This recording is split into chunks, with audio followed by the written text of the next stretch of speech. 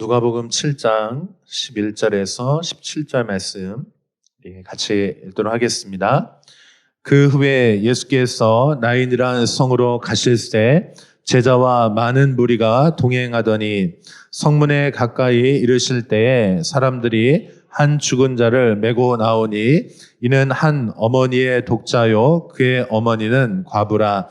그 성에 많은 사람도 그와 함께 나오거늘 주께서 과부를 보시고 불쌍히 여기사 울지 말라 하시고 가까이 가서 그 관에 손을 대시니 맨 자들이 서는지라. 예수께서 이르시되 청년아 내가 내게 말하노니 일어나라 하시매 죽었던 자가 일어나 앉고 말도 하거늘 예수께서 그를 어머니에게 주시니 모든 사람이 두려워하며 하나님께 영광을 돌려 이르되 큰 선지자가 우리 가운데 일어나셨다 하고 또 하나님께서 자기 백성을 돌보셨다 하더라. 예수께 대한 이 소문이 온 유대와 사방에 두루 퍼지니라. 아멘. 할렐루야. 네, 여러분 반갑습니다. 반가워요. 정말 오랜만에 와서 너무 좋고요. 환영합니다.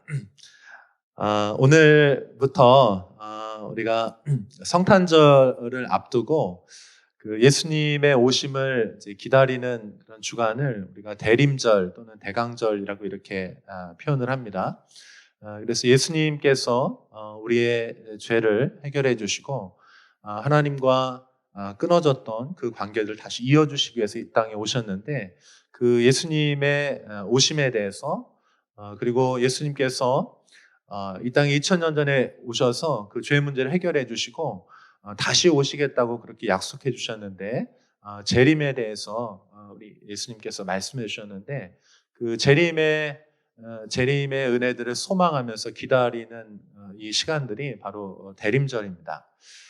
사랑하는 여러분들이 이제 성탄절 앞두고 이제 저희가 이제 대림절 말씀 3번 그리고 성탄절 말씀까지 총 이렇게 4번 예수님의 찾아오시는 그 사랑에 대해서 우리가 함께 말씀을 나눌 텐데 여러분들 기대해 주시고 또 그 예수님의 우리를 찾아오시는 그 사랑이 여러분 마음 가운데 방문해 주시기를 진심으로 축복합니다. 그래서 여러분 우리 예수님을 기다리시는 여러분들 되실 수 있게 진심으로 축복합니다. 오늘 대림절 말씀 이제 첫 번째인데요. 오늘 말씀의 주제는 나인성 과부를 찾아가시는 그 사랑이라고 하는 말씀의 제목으로 여러분과 함께 말씀 나누고자 합니다. 이 나인이라고 하는 이제 성이 있는데요. 이 나인이라고 하는 성은 여러분 구약 성경의 배경에 보면 수넴이라고 하는 여인 기억하시죠? 수넴 여인이 그 엘리사 선지자를 이렇게 잘 대접하고 늘 이렇게 이제 섬겼던 그 여인인데 이 수넴이라고 하는 도시에서 멀지 않은 곳이 바로 이제 나인이라고 하는 곳입니다. 자, 그래서 우리 예수님께서 이 하나님 나라 사역들을 이제 시작하셔서 많은 병자들을 고치시고 또 하나님 나라 복음을 이제 선포하시는 그런 여정 가운데 계십니다. 우리가 오늘 읽은 본문 바로 앞에 보면 이제 가버나움의 백부장을 만나는 이제 그런 장면이 나옵니다.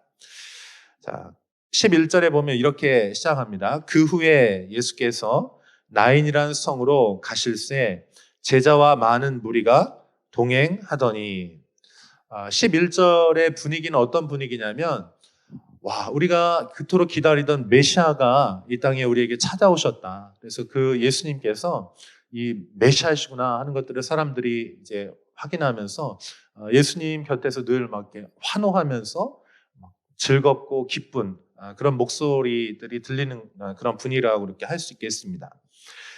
그런데 이제 12절에 보시면 그런 밝고 긍정적이고 뭔가 예수님 곁에서 뭔가 성공이 일어나고 이런 희망찬 그런 기대감들을 가지고 이제 예수님 곁에 많은 사람들이 이제 따르고 있었던 그 분위기가 있었다면 이제 12절부터는 그 분위기와 정반대되는 그런 분위기의 모습이라고 할 수 있겠어요. 성문에 가까이 이르실 때 한 사람이 사람들이 한 죽은 자를 메고 나오니 이는 한 어머니의 독자요 그의 어머니는 과부라 그 성에 많은 사람도 그와 함께 나오거늘. 자, 지금 어떤 분위기입니까? 장례의 분위기인 거예요. 그런데 그 누가 장례를 당했냐면 그 나인의 성에 살고 있는 한 여인인데 남편을 여인입니다. 그리고 그 여인에게 한 외아들이 있었는데 그 독자 외아들이 지금 죽은 상황이라는 것입니다. 그러니까 얼마나 큰 이런 아픔과 이제 고통의 이제 분위기를 우리가 읽을 수가 있죠. 그래서 예수님을 따르던 그 무리들의 환호성과 그 기쁨의 무리들과 이 성으로부터 나오는 이 여인의 그 아들의 죽음을 그런 분위기들이 이제 둘이 이렇게 만나게 된 것입니다. 그런데 예수님께서 이 여인에게 이제 가까이 오셔서 울지 마라 이렇게 말씀하시면서 그 관에다가 이제 손을 대시는 그런 장면을 우리가 보고 있습니다. 유대인들은 하나님의 말씀인 율법을 지키는 자들입니다. 그래서 이 율법에서는 부정한 것들에 대해서 항상 그것들을 이제 부정하지 않도록 그 율법 안에 이렇게 지침을 주고 있습니다. 그래서 우리가 그 죽은 사람은 그 시체는 부정하다고 여기기 때문에 그 보통은 그 죽은 시신이나 또 그 관에다가 이렇게 손을 대지를 않습니다. 근데 우리 예수님께서 지금 그 여인을 위로하시면서 그 관에다가 지금 손을 대시는 거예요. 사랑하는 여러분, 우리 예수님께서 우리가 부정하고 연약하고 죄인들인데 주님께서 찾아오셔서 우리에게 손을 대시는 것이죠. 예수님은 창조주이십니다. 그래서 예수님의 손이 닿는 곳에 그곳에 치유와 회복이 일어나는 것입니다. 신명기 14장 29절에 보면 이렇게 나와 있습니다. 우리 한번 좀 같이 읽어볼까요? 신명기 14장 29절 말씀 같이 읽습니다. 시작. 너희 중에 분깃이나 기업이 없는 레위인과 내 성중에 거류하는 객과 및 고아와 과부들이 와서 먹고 배부르게 하라. 그리하면 내 하나님 여호와께서 내 손으로 하는 범사에 내게 복을 주시리라. 고대 사회에서는 특별히 이제 예수님 지금 이 당시의 상황도 마찬가지입니다. 가장 누가 이제 연약하고 소외된 계층이냐고 하냐면 이제 고아라고 하는 거예요. 고아 그리고 이제 과부 그리고 나그네 땅이 없는 나그네 이렇게 이 사람들이 아주 대표적인 사람들인데 그 사람들을 특별히 돌보라 이렇게 말씀하고 있습니다. 지금 이 여인은 가장 가난하고 힘든 상황에 처한 여인이었고 특별히 그 여인에게 유일한 소망이 있었는데 그것은 바로 아들이었습니다. 근데 그 아들을 지금 잃어버린 상황이 바로 이 여인이 처한 상황이라고 할 수 있겠습니다. 하나님을 떠난 인간의 그런 실존적인 모습을 우리가 이 여인의 모습을 통해서 우리가 살펴볼 수가 있습니다. 하나님께서 우리 인생을 향해 복되고 가장 아름다운 그 축복의 계획들을 가지고 우리를 창조하셨습니다. 그리고 우리에게 그 복을 주셨습니다. 그러면 우리는 그 복을 가진 자들로서 마땅히 행복하고 기쁨을 누려야 되는데 실제 우리가 살아가고 있는 인생은 어떻습니까? 고통스러운 인생이라고 하는 것입니다. 지금 이 여인에게 있어서도 고통이 지금 찾아온 것입니다. 자신이 가장 의지하고 사랑해야 될 그 남편을 잃어버렸습니다. 그리고 그 여인에게 남겨진 가장 사랑하는 그 아들이 있었는데 그 사랑하는 아들마저도 지금 잃은 상황이라고 하는 것입니다. 인간에게 죽음, 특별히 사랑하는 사람들을 잃어버리는 이 고통은 가장 고통스러운 감정이라고 할 수 있겠습니다. 그런데 이 고통이 어디로부터 시작된 것입니까? 그것은 바로 죄로부터 시작되었다라고 말씀하고 있습니다. 일반적으로 우리가 죄를 생각할 때 우리가 정해놓은 이 세상을 유지하는 그런 법들을 어기는 것을 우리가 죄를 지었다라고 말합니다. 그리고 또 마음에 어떤 꺼리는 행동, 다른 사람에게 피해를 주는 것을 우리는 죄를 지었다라고 말합니다. 그런데 성경에서는 이 죄의 가장 근원적인 정의를 내리면서 죄의 가장 핵심은 무엇이냐면 우리를 창조하신 그 하나님을 떠나서 그 하나님과 관계가 끊어진 것, 이것을 죄다라고 말하고 있는 것입니다. 마치 그 생명의 근원인 대지에서 허리케인이 와서 나무가 뽑혀나가서 그 뿌리채 뽑혀나간 그런 나무의 상태와 같은 상황을 우리는 죄의 상황이다 이렇게 말하고 있습니다. 이 여인 안에 이 고통스러운 아픔, 그 죽음으로 인한 그 상실로 인하여서 아픔을 이 여인이 이제 겪고 있는데요. 인간 내면 깊은 곳에 이 잃어버린 자녀를 향한 그런 상실의 아픔들을 우리가 가지고 있는 것이죠. 특별히 제가 그 지난 주간 하나님께서 이제 좀 기도하라는 그런 마음의 감동을 주셔서 이제 2박 3일 정도 이렇게 기도하는 시간을 이제 갖고 왔습니다. 그래서 조용한 곳에 가서 이제 기도하는 시간들을 가지면서 이제 내년 이제 하나님께 이제 내년에 대해서 이제 물으면서 그런 기도하는 시간을 가졌는데 특별히 제 마음 안에 이제 한 가지 떠오르는 그런 마음의 어떤 단어가 있었어요. 그것이 무엇이냐면 찾는이라고 하는 단어였습니다. 이 찾는이라고 하는 단어가 우리가 지금 새가족 양육하는 데에서 이제 사용하는 단어이기도 한데 찾는이라고 하는 개념이 무엇이냐면 하나님과 우리가 연결되어 있을 때 가장 행복한 상태인데 하나님으로부터 분리되어서 그 상실과 고통과 아픔을 겪고 있는 상황에 처한 사람이 바로 찾는입니다. 하나님의 마음은 어떤 마음이냐면 그 잃어버린 자녀를 찾으시는 것이 우리 하나님 아버지의 마음이에요. 그런데 동시에 하나님만 우리를 찾고 계신 것이 아니고 누구도 하나님을 찾고 있냐면 하나님을 잃어버린 그 하나님의 자녀들도 하나님을 찾고 있는 것입니다. 그래서 이러한 사람들, 하나님을 향해서 그리워하는 마음을 가지고 그 잃어버린 그 부모를 잃어버린 그 마음을 가진 자녀 같은 마음으로 하나님을 찾고 있는 자들이 바로 찾는 이입니다. 사랑하는 여러분, 특별히 우리가 이제 내년을 이렇게 좀 준비하면서 여러분 안에 영혼을 향한 하나님 아버지의 마음이 임하실 수 있기를 축복합니다.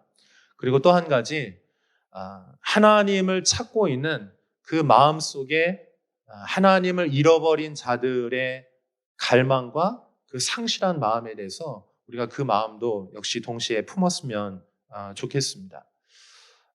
사랑하는 자녀를 잃어버린 분들이 이제 계세요. 우리 주변에. 제가 아는 지인 분 중에도 그 사랑하는 그 자녀를 먼저 떠나 보낸 분이 계십니다.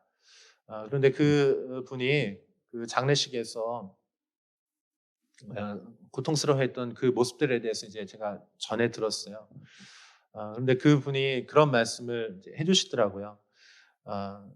그 장례식장에 이제 찾아오셔서 많은 분들이 이제 위로를 해주셨는데 잘 위로가 되지 않더라는 것입니다. 어떤 말 이렇게 해주시는데 그 말이 하나도 사실 들리지 않았다고.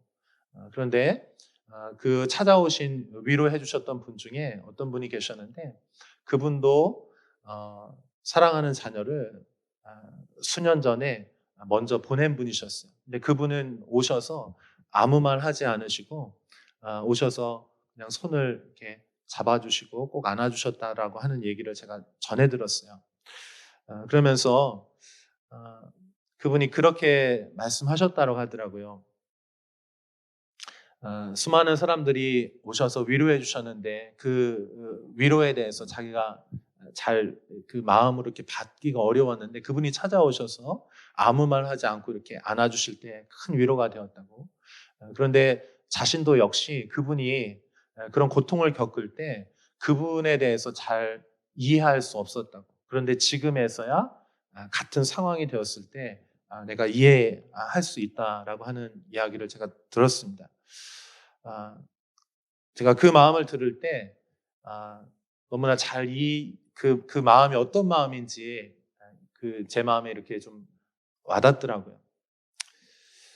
또 제가 함께 이제 저와 동역했던 어떤 분이 계신데 그분도 역시 그분의 이제 어머니 이야기예요. 근데 그 사랑하는 자녀를 이제 먼저 떠나 보냈는데 그 어머니가 얼마나 많이 슬퍼하면서 우셨는지 그 눈물이 이제 멈추지 않고 계속 이제 흘러가지고 나중에 이제 안과에 가서 보니까 이제 눈이 잘 안 보이는 거예요. 그래서 안과에 가서 이제 얘기를 들어보니까 눈물을 너무 많이 흘려가지고 그 각막이 이제 떨어져 나가면서 시력을 상실했다는 얘기를 그 얘기도 역시 그 부모님이 그 자녀들을 이제 얼마나 사랑하는지 제가 그 마음들을 좀 이해하는 그런 계기가 되었습니다. 사랑하는 여러분, 우리가 정말 가슴 아픈 깊은 고통이 있을 때 사실은 어떤 그냥 우리의 말들로 그렇게 쉽게 위로가 되지 않습니다. 우리가 고통스러워할 때 어쩌면 우리가 가장 위로할 수 있는 좋은 방법은 어떤 말도 하지 않고 그 고통을 당한 그분을 찾아가서 그 사람과 함께 시간을 보내고 그 옆에 있어 주는 것인 줄로 믿습니다.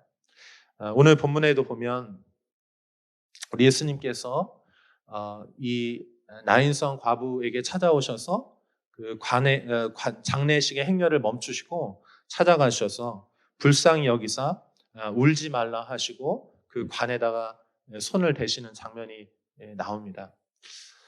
사랑하는 여러분, 특별히 이곳에 계신 분들 중에 그런 아픔과 고통을 겪으신 분들에게 우리 예수님께서 오늘 찾아가셔서 여러분의 마음에, 여러분의 가슴에 손을 대어주시기를 진심으로 축복하고 바랍니다. 그리고 여러분도 그 마음을 가지고, 여러분의 그 아픈 마음을 가지고 또 다른 누군가 그런 아픔을 당하신 분들에게 찾아가셔서 여러분이 그 곁에 있어 주시고 또 그들을 안아주시고 또 그들의 손을 잡아주시는 여러분들 되시면 좋을 것 같습니다. 그러면 그 다른 어떤 것보다도 그 마음을 위로해 줄 수가 있는 것이죠.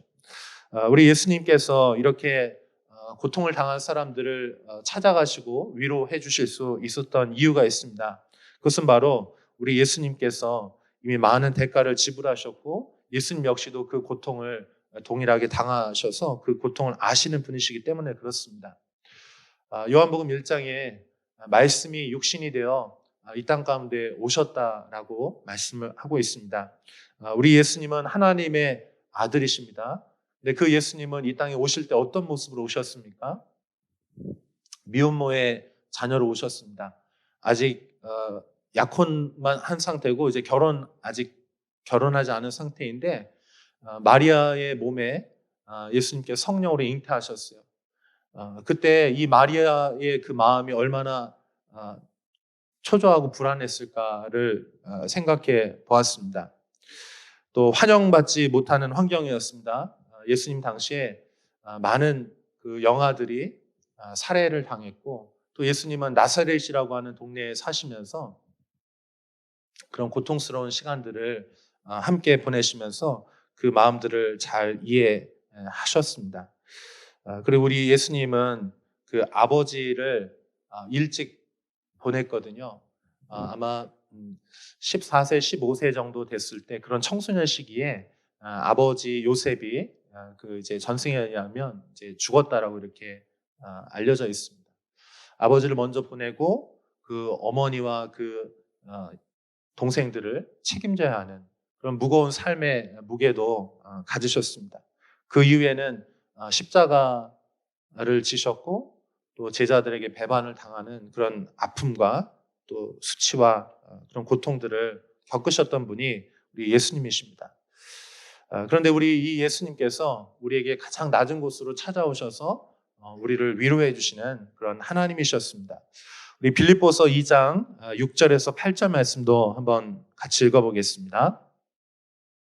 같이 읽습니다. 시작.